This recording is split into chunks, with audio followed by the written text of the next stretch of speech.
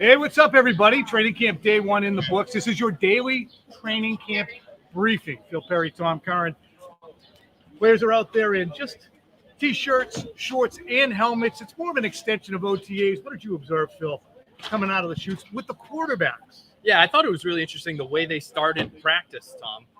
When things got a little bit competitive, so offense versus defense, they're right down in the red zone. Why is that?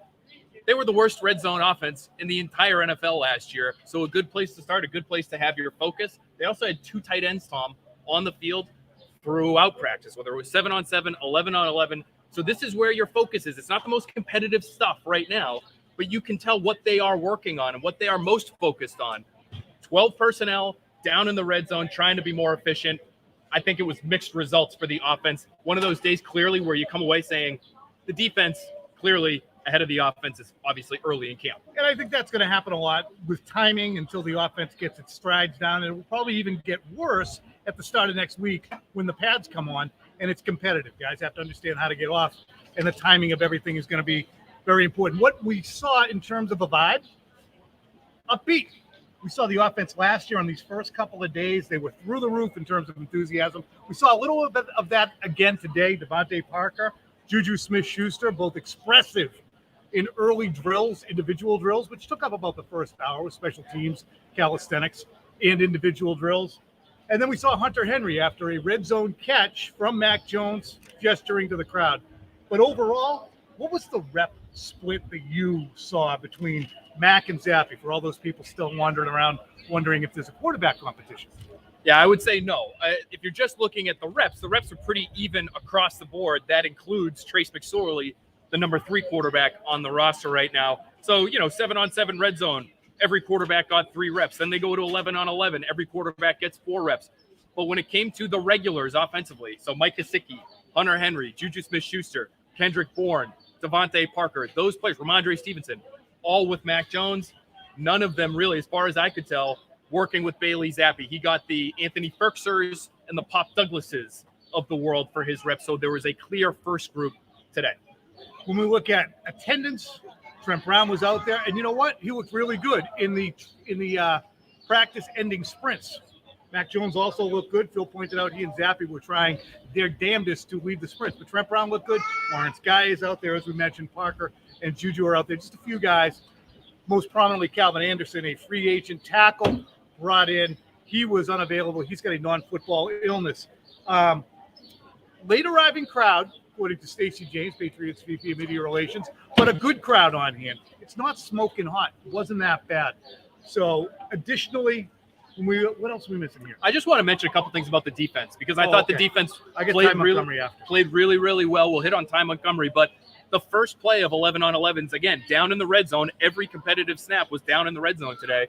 Kyle Duggar intercepts Mac Jones while he's in coverage of Mike Gesicki. So a turnover immediately. That's what this defense was known for last year. They're going to have to do the same thing again, in my opinion, in order to get to where they want to go. The very next play, Jelani Tavai gets his hands on it and breaks it up. I had Josh Uche making a couple of disruptive plays, one where he was completely unblocked on the end of the line, blew up the offensive play. The next snap, as far as I could tell, he beats Riley Reif pretty easily off the right tackle spot and gets into Mac Jones's kitchen. It was Riley Reif at right tackle. Calvin Anderson is on the non-football injury list. So you had Trent Brown at left tackle, Riley Reif consistently at right tackle with the first group.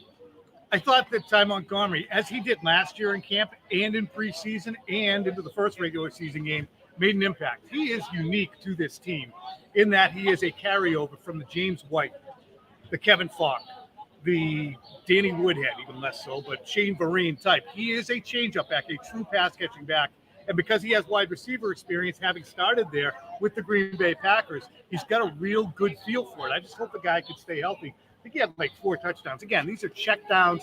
The plays are not real. The rush isn't real. There's times when guys are in there and the play is completed and they throw it. So you can't tell if it's a touchdown or not. But Ty Montgomery available and really looked to fairly often by both quarterbacks, yeah? Yeah, he actually was the one guy that I would say did some crossover work. He got some reps with Mac Jones, but he also got some reps with Bailey Zappi. Caught touchdowns in the front corner of the end zone from both of those guys. One other note offensively, as I'm just going through my notes here, as we're digesting everything we just saw out of practice, Michael Wenu, a key absence, still on the physically unable to perform list. He's your regular right guard. And at right guard was interesting to me.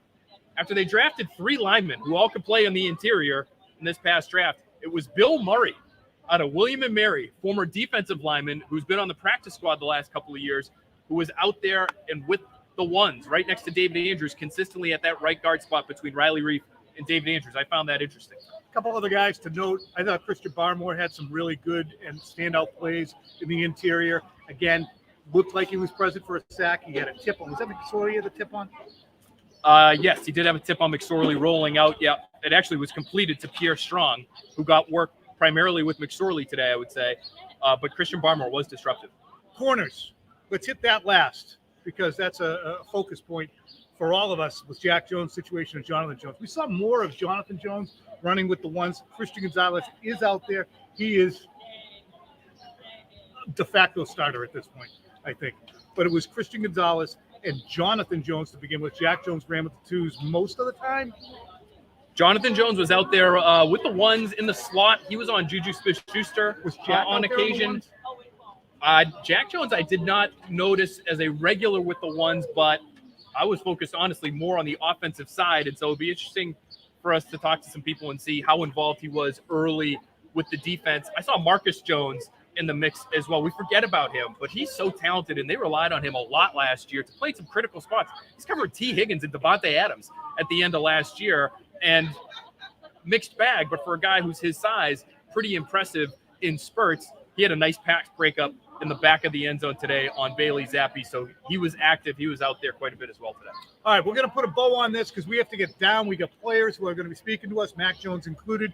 Make sure you catch us on Training Camp Central at 6 o'clock, early edition, 6:30. Come back with BST. We got to thank Andy and Casey for the work behind the camera. Casey just dropped her phone, started giggling like a fool. It's fine. Now, additionally, go to NBCSportsBoston.com. Phil will have Stock Watch. What's the other thing you do? We're going to do a little Mac tracker this year. People want to know what Mac's doing, we're going to tell them. And I'm going to do your daily camp briefing. We used to call it a postcard. People think that's an anachronism back in my office. The suggestion was to call it Tomservations because we have somebody back at the office. Here come your updates from the phone booth. Yeah. Yeah, people don't use those anymore. Get this to rewrite. All right, we're going to wrap it up. Fax it to me. Shut up.